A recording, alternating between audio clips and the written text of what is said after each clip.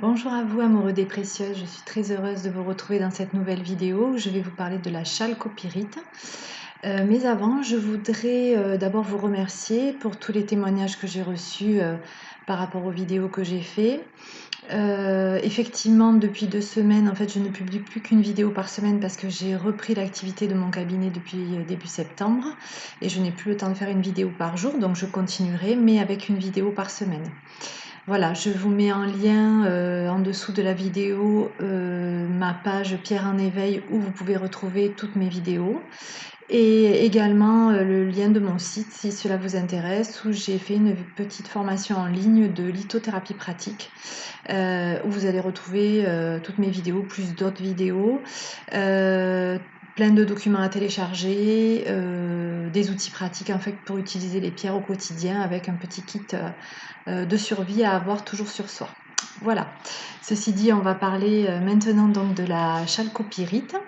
Donc c'est une pierre qui, comme son nom l'indique, contient de la pyrite et aussi du cuivre. Donc chalkos en fait ça veut dire cuivre en grec. Donc voilà, ça a cet aspect-là. Alors ça c'est de la pyrite, mais parce que moi j'en ai une très grosse que je peux pas sortir, elle est devant mon cabinet. Je vous la mettrai en photo dans la vidéo. Donc la chalcopyrite ressemble beaucoup à la pyrite, son aspect doré en fait. Et ensuite, vous pouvez en trouver aussi sous cette forme-là, alors qui est très différente, mais en fait c'est juste une oxydation en fait de la pierre qui va lui donner cet aspect. Alors vous pouvez avoir des pierres vraiment très très bleues, multicolores. Moi j'en ai qu'une petite là, mais on voit quand même pas mal toutes les différentes irisations qu'elle peut avoir. Or, rouge, vert, bleu, doré, enfin voilà. Donc, elle peut également, c'est une pierre qui peut également contenir de l'or en faible quantité. Donc, c'est aussi pour ça qu'on l'a beaucoup exploité à un certain moment. Comment dire, on a recueilli énormément pour essayer de recueillir l'or qui était à l'intérieur.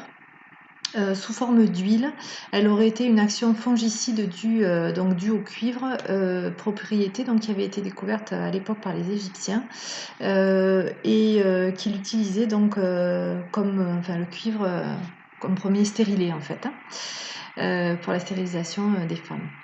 Donc la chalcopyrite est donc de ce jaune un peu doré laiton au départ. Donc, et ensuite, quand elle est oxydée, elle peut prendre des couleurs très très différentes.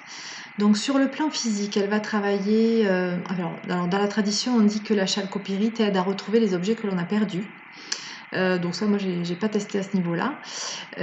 Appliquée au niveau du chakra du troisième œil ou du sommet, elle serait très dynamisante pour l'esprit, en agissant à la fois sur l'irrigation du cerveau mais aussi sur la transmission en fait de l'influx nerveux dans le corps en fait. Donc elle est aussi sur le plan physique une bonne aide pour résorber tout ce qui est œdème au niveau des jambes, au niveau d'un peu partout, des mains aussi. Elle permet également d'aider à la guérison des maladies très infectieuses car l'action antiseptique du cuivre en fait est renforcée par la pyrite. Ensuite associée à un quartz rutile ou rutilé avec des petits cheveux de titanium à l'intérieur du quartz, ça va augmenter les effets anti-inflammatoires en fait de la pierre et on pourra l'utiliser en cas de bronchite ou toutes les maladies pneumonières, donc en rapport avec les poumons, bronchite, bronchiolite, pneumonie, etc. Alors au niveau énergétique et au niveau des chakras, la pierre de chalcopyrite agit particulièrement sur les chakras du plexus solaire, donc celui-ci, du cœur et du frontal. Donc c'est une pierre idéale pour enlever les blocages énergétiques.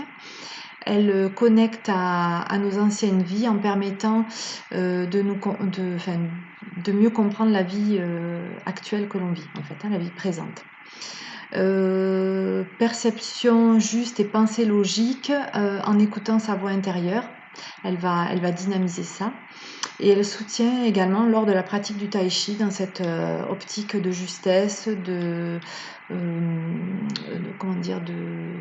concentration en fait, qui est demandée pour écouter en fait sa voix intérieure dans le mouvement. Sur le plan spirituel et mental, donc elle améliorerait la clairvoyance.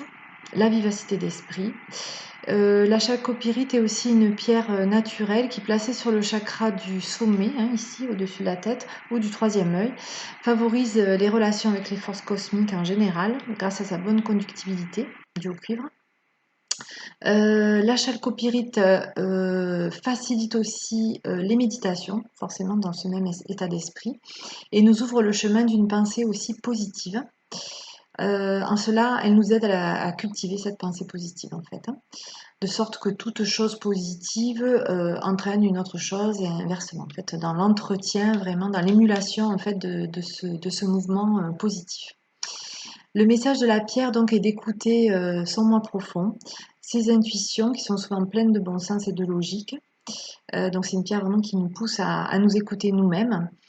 Et elle peut être aussi utilisée en association avec l'azurite, la tanzanite ou l'améthyste, hein, toutes les pierres du chakra coronal ou du troisième œil, afin d'améliorer toutes ces perceptions un peu extrasensorielles et ces intuitions. Voilà, je vous remercie bien pour votre attention et je vous dis à bientôt dans une prochaine vidéo.